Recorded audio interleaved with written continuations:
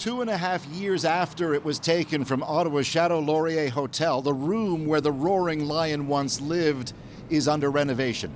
Winston Churchill's nameplate remains, but that iconic photo of him is absent. Now, not for long.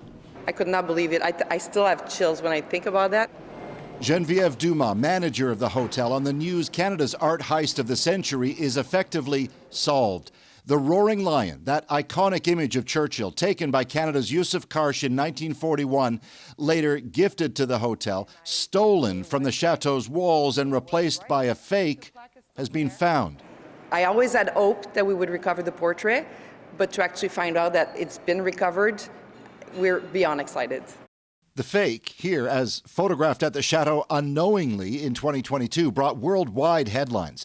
No one had noticed the original was missing for months.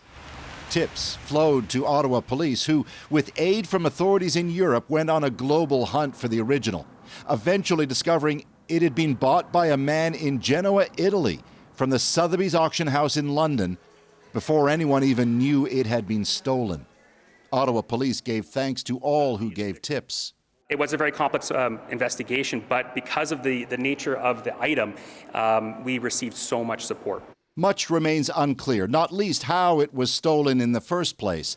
Ottawa police have charged a 43-year-old Ontario man with a number of offences, including theft, forgery, and trafficking stolen goods. Say experts, it's the sale of such stuff that typically leads police to the thief.